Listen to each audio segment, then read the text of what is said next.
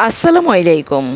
বাংলাদেশিদের জন্য দ্রুত ভিসা চালুর দাবি জানিয়েছে কলকাতার ব্যবসায়ীরা। মূলত আজ 23 জুলাই 2025 কলকাতার ব্যবসায়ীরা একটি মিটিংয়ে এই দাবি জানিয়েছেন।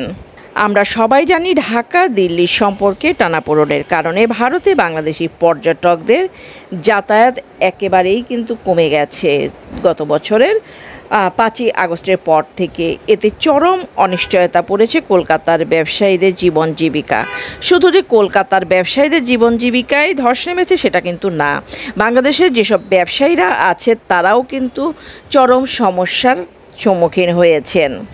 এমনই অবস্থায় গত শনিবার জরুরি বৈঠক করে কলকাতার বিভিন্ন স্তরের ব্যবসায়ীরা। তারা বাংলাদেশিদের জন্য দ্রুত ভিসা চালুর দাবি জানিয়েছেন ভারত সরকারের কাছে।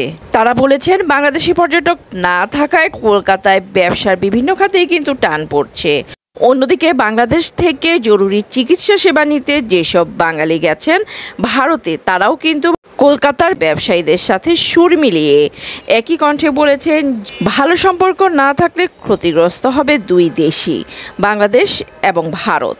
কলকাতার ব্যবসায়ী মহল বলছেন, 2023 সালেও ভারতে বিদেশি পর্যটকদের মধ্যে বাংলাদেশিদের স্থান ছিল দ্বিতীয়, আর এবার 5 আগস্টের পর হিসেব কিন্তু পুরোপুরি উল্টে গেছে। যেহেতু ভারত সরকার বাংলাদেশি নাগরিকদের ভিসা দিচ্ছেন না, সো ভিসা না পাওয়ায় কলকাতায় আসছেন না বাংলাদেশিরা, আর তাতেই শহরের বড় একটি অংশের অর্থনীতিতে কার্যত ধস নেমেছে। দ্রুত পরিস্থিতি স্বাভাবিক করতে দুদেশের সরকারের প্রতি আহ্বান জানিয়েছেন, জরুরি বৈঠক করেছেন এই ব্যবসায়ী প্রতিনিধিরা। মূলত ওই বৈঠকের সিদ্ধান্ত হয় কোনো বাংলাদেশি পর্যটককে বয়কট নয়, বরং ভারতে এলে আতিথেয়তা ও নিরাপত্তা দেওয়া হবে। সত্যি এটা একটা খুব ভালো নিউজ। অনেক বাংলাদেশি কিন্তু ব্যবসায়ীদের এই ধরনের সিদ্ধান্তে খুশি হয়েছেন এবং তারা এটাকে সাধুবাদ জানিয়েছেন।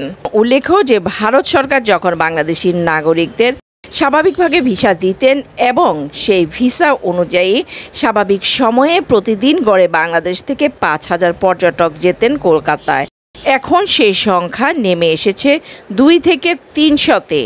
বাংলাদেশি ব্যবসায়ী, কলকাতার ব্যবসায়ী থেকে শুরু করে সাধারণ যারা আছেন তারা কিন্তু প্রত্যেকেই আশা করছেন ব্যবসায়ীদের এই সিদ্ধান্তে এবার হয়তোবা ভারত সরকার নড়েচড়ে বসবে, তারা আবারও তাদের সিদ্ধান্ত পাল্টাবে এবং আবারও নতুন করে বাংলাদেশিদের ভিসা দেওয়ার সিদ্ধান্ত তারা নেবেন। ভালো থাকবেন সবাই, আল্লাহ হাফেজ।